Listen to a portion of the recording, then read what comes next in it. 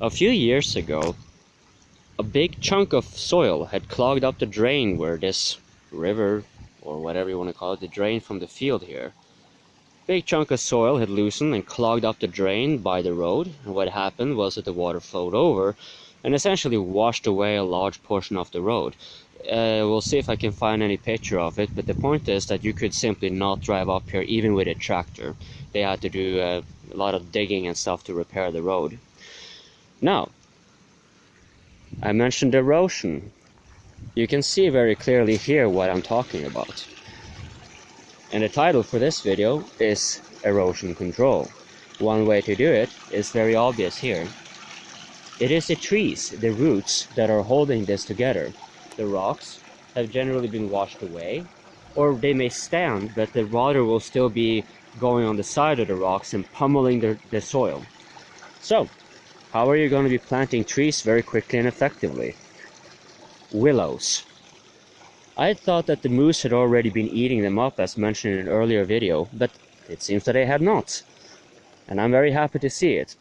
Here you can see that these were planted. When you see these little gooselings on it, it will not work. Now, how did I plant it? Maybe I should put that into perspective. I simply pulled off the branches, or cut them off with the axe, and then stuck them down into the soil. It is when you see these fresh green gooselings, or leaves like this, you know you're starting to have success, that the roots are being set. So I basically took a bunch of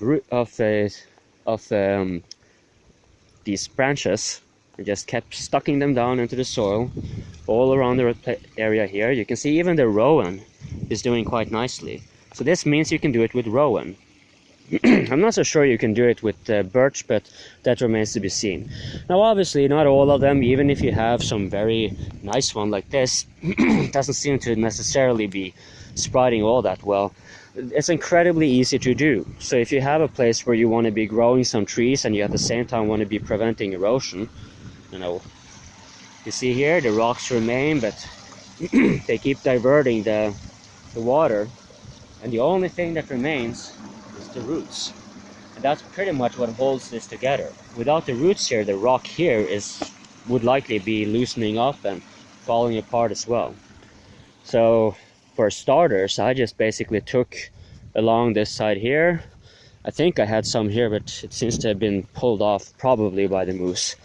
You see here it's already kind of loosening up, but because it's so loose, it's very simple to just take these branches, shove them down, and just throw your dices and see if it works. So this is a deeply satisfying look for me, because it means that most of it, this is probably not going to do much. I don't expect so much from this, but maybe I'm wrong. In any event, this is one way to do it. And then on a later stage, you can take these tufts of grass, you dig them up, and then you basically just plant them in between the trees, and you should have a very solid living wall. This should also prevent the drain from meandering like it is here, because in every single turn you see on the drain, whenever the water is diverted, it's basically a lot of force being pressured, and then it keeps going on.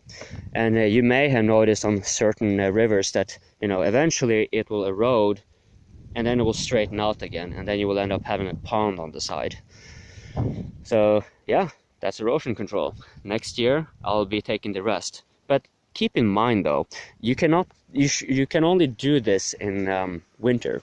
That is to say, around November, when the willows have already detracted all their nourishment into the roots, or in early March before they start sprouting. By the time you see something like this popping out, it's almost certainly too late.